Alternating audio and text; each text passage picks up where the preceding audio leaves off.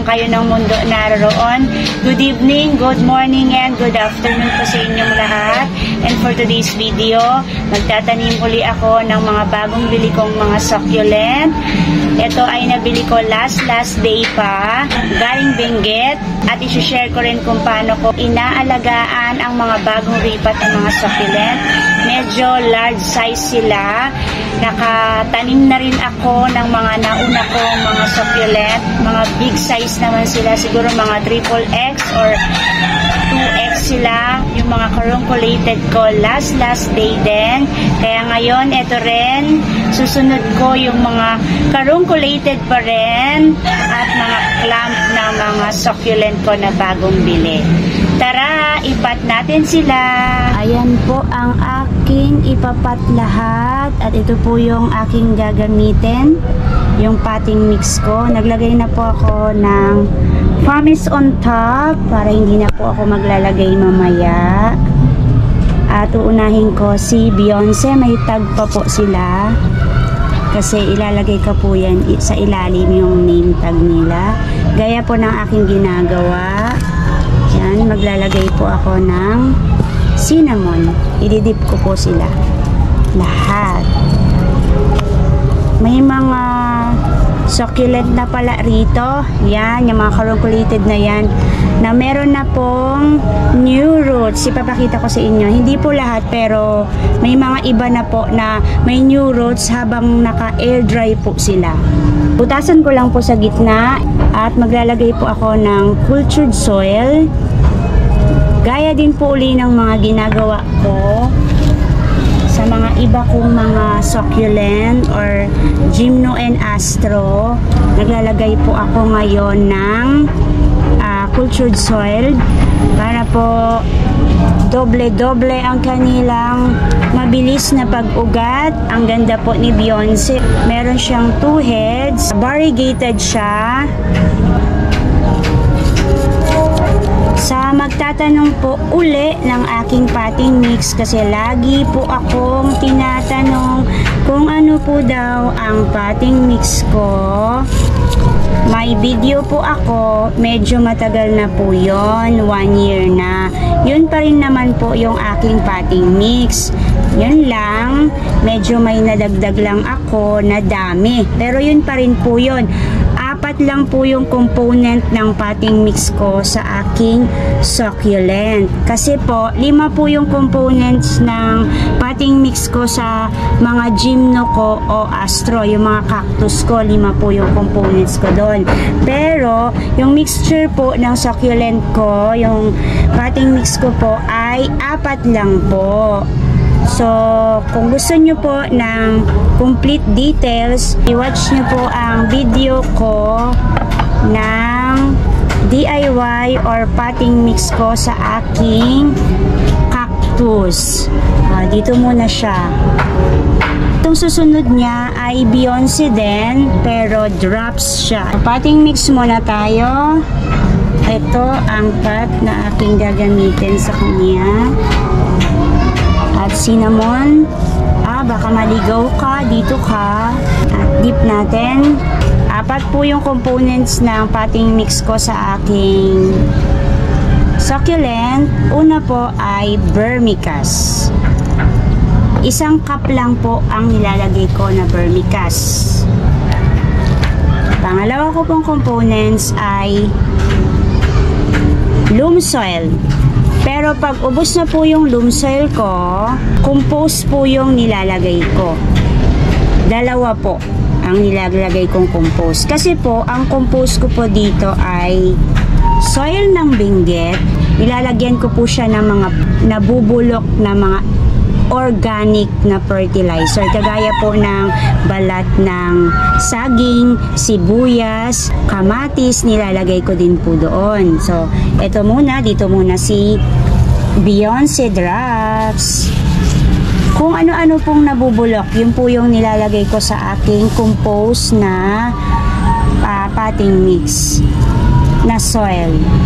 Kaya naglalagay po ako ng 2 na yun. Dahil para po sa akin, healthy po ang compost ko. At combination po yon ng soil ng Benguet. Dahil lupa ng Benguet ay talagang healthy sila. Kasi sa kanila nabubuhay yung mga succulent kahit walang kaartihan na ginagamit, walang mga pamis-pamis, 'di ba? Buhay sila. Yun lang, soil lang nila buhay ang mga succulent. So ito yung aking Zorro. Ayan o, carunculated din yung Zorro ko. Ayan o, ganda niya o. Diba? I-dip natin. Ayun, yun yung pangalawa ko pong potting mix. Compost, 2 peraso po nun. Pangatlo ko po ay Famis. 1 cup lang po. Minsan, 2. Kapag medyo maluwang-luwang kayo sa buhay, damihan nyo po. Joke lang. 1 cup lang. Kasi may mga area po kasi na mahirap maghanap talaga ng Famis. O mahirap umorder. Kaya, tipid-tipid na lang po sa Famis. Nire-recommend ko na 1 cup lang. Pero kapag may kakayahan naman kayo makakuha ng maraming Famis, madali lang sa inyo kumuha, dalawahin nyo po. Yan po yung pangatlong components ko po ng aking potting mix. Ang pangatlo po ay yung aking rice hull. Sa rice hull po, madami-dami po akong nilalagay. 3 po yung nilalagay kong rice hull. O minsan, dinadagdagan ko pa ng konti. Kasi malaking tulong sa partition ng aking potting mix. Yan na si Zorro na maganda. Diba? At sana mabuhay ka hanggat gusto mo, Zorro, ha? Wag mo akong bibigyan ng sakit ng ulo. At next naman, ito yung nawala yung name tag niya. Nakita ko na siya. Si Opal Moon. Ganda niya, diba? I-dip natin. Lagay ko lang siya sa ilalim. Yan. So, yun po yung aking potting mix. Next naman, ayan.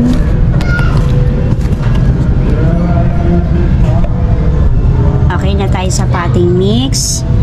So, dito naman tayo sa kanyang care tips sa mga bagong ripat na mga succulent. I-share ko lang po yung potting mix na ginagamit ko dito po sa aking garden. Lowland, Manila po ako. Ayan. O, ang ganda ni Opal Moon. Okay. Ang ganda ng next natin. Ito si Calibra. Ang ganda ng stressing niya dun sa pinanggalingan niya. Tanggalin ko lang yung dry niya.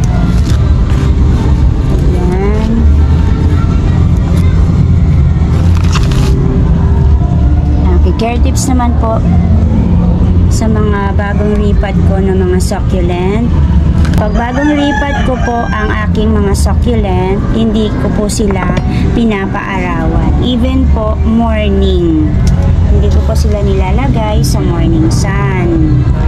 Dito lang po sa aking shaded area. Pero nandito lang po sila sa garden ko. Hindi rin po sila sa loob ng bahay o sa madilim na area. Shaded lang po na may singaw na init. Ayan po si Calibra. Ang ganda-ganda niya. Ayan po, ang laki-laki niya.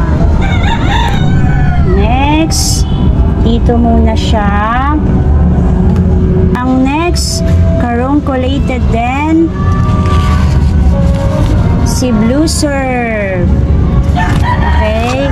Sa pagpapaaraw na po tayo ng succulent pag bagong ripat.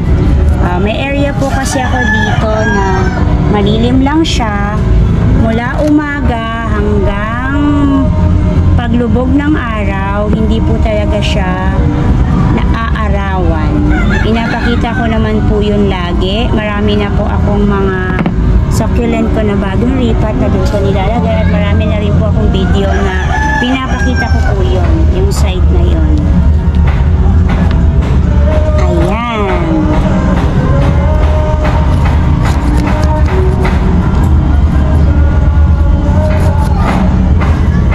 At okay lang din po na hindi po kayo gumamit ng cultured soil, nasa inyo po yon.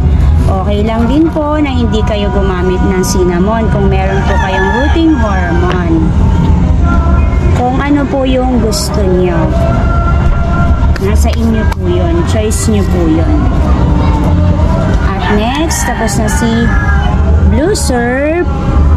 Okay, dito ka muna. Lagay muna natin siya dyan. At next, I see Baron Gold. Edit natin. Ayan, ito yung meron na siyang new roots. Sana makita nyo. Nalagyan ko pa siya ng cinnamon. Ayan po ang new roots niya. Ayan. At saka, ito po. New roots niya po yan.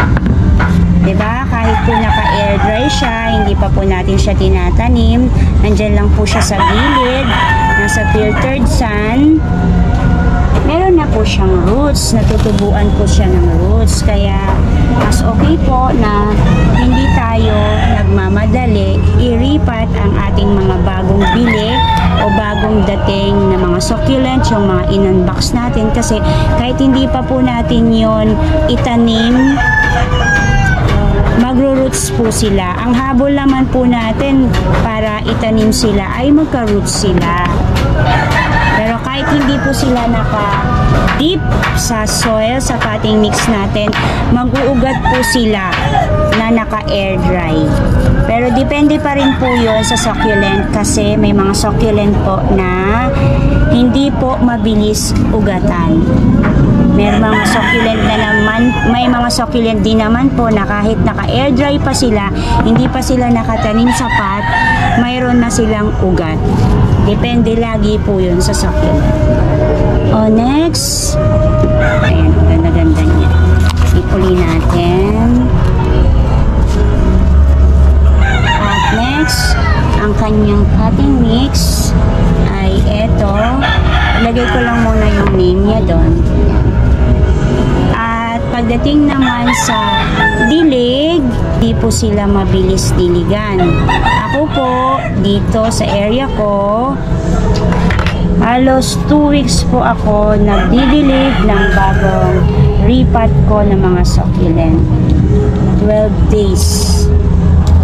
Ganun po ako katagal magdilig ng aking mga bagong repot na mga succulent. Kasi hindi rin po ulit ako nagmamadaling magdilig ng mga bago kong succulent kasi po wala pa silang new roots. Tsaka ang mga succulent po ay watery yan. Ma-water po yung mga succulent na yan. Pwede po silang uminom sa sarili nila mga leaves. Kaya mga nagda-dry yan. Pag nagda-dry sila, wag po natin muna sila tatanggalin. Hanggat hindi pa po sila natutuyo, yun po yung pinaka-water nila. Next. Yan ay ito po ang susunod. Ito naman si Diamond State. Ganda ni Diamond State. Nag-dip ko na siya sa cinnamon. Meron din siyang new roots. Ayan. Pero konti lang. Ayan po. Ayan. Fade na yung aking pintura. Bala ko na talagang mag-repaint ng aking mga pot kasi matagal na silang napinturahan ko. Kaya yung iba sa tagal nagbabakbak na po sila. Next ko ay si Kissing. At dito ko siya ilalagay. Ayan. Before po, pagkatapos ko po mag-repot, naglalagay po ako ng fertilizer. Okay naman po yun kasi may stock po ako. Dahil ngayon yung mga nakaraan ko pong repot, hindi po ako naglalagay ng Osmocote kasi naubusan po ako ngayon. Pero pwede po na hindi agad maglagay ng Osmocote pag bagong repot, pag ganito po. Pwedeng mga ilang days pa po, ilang weeks pa po kasi meron pa naman po silang main fertilizer which is po yung vermicast. Kaya po okay po talaga na isama ninyo sa potting mix nyo yung vermicast. Kasi kahit hindi po agad kayo nakapaglagay ng fertilizer, basta po meron kayong vermicast, okay na po sila doon. Ito yung clam na si Angel Wings. Mga ilang week po, pwede na po tayo mag-spray ng fungicide insecticide. Kailangan po sa leaves lang po kayo mag-i-spray. Ito lang po. Kasi may nagtanong sa akin, nagkapunggos yung kanyang succulent bagong ripat. Sabi niya sa akin, pwede ba daw niya isprayan ng kanyang succulent na kariripat lang kasi nagkapunggos. Okay naman, basta po sa leaves lang siya, dito lang. Huwag niya na itama sa stem niya at saka sa soil niya kasi nga wala pang new roots. Kailangan pa rin natin silang isprayan ng fungicide kasi alam niyo naman ang mga succulent, prone sila sa fungus at saka insect. Ito ang ganda oh, 3-head siya si Hera. Cinnamon tayo. Si Hera po marami ding siya yung pinakamadaming new roots na napansin ko. Ayan po oh, yan. New roots niya po yan. Ito new roots niya din. Yung mga nandito new roots po, ayan oh, new roots. Kaya kahit mabasa siya ngayon ng konti, okay lang po kasi meron na siyang new roots.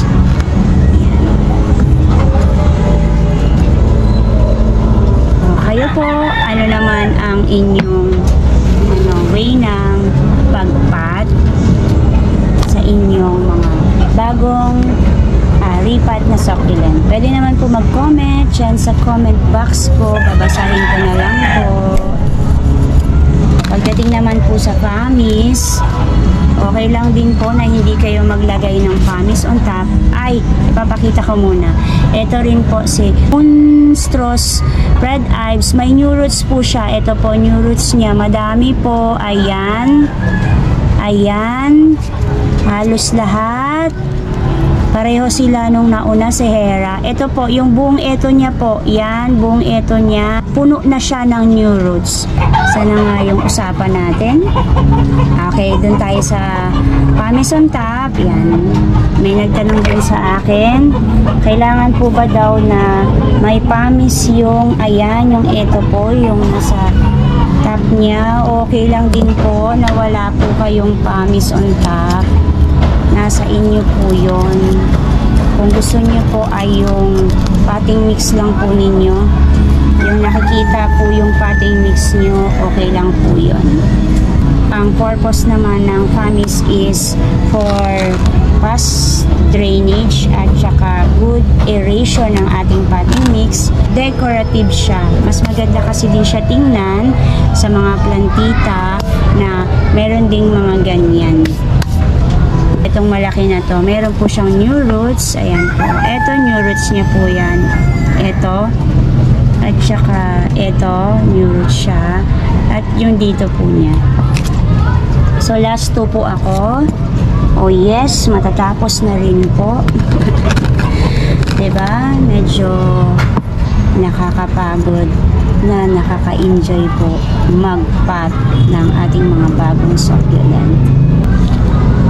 Okay, at next, pero feeling ko ito ay si Lilacina Monstrous kasi may hawig siya dun sa aking Lilacina. Ang laki niya. Ayan, oh. So last one, wala siyang name. Last one ay this one. Ganda niya, oh. Tingnan natin, wala siyang new roots. Ganda niya. Pero wala siyang name. Tatanong ko na lang kay ma'am. Siguro free siya. Lahat siguro ng mga free walang pangalan. Kasi lahat ng mga in-order ko ay may mga pangalan.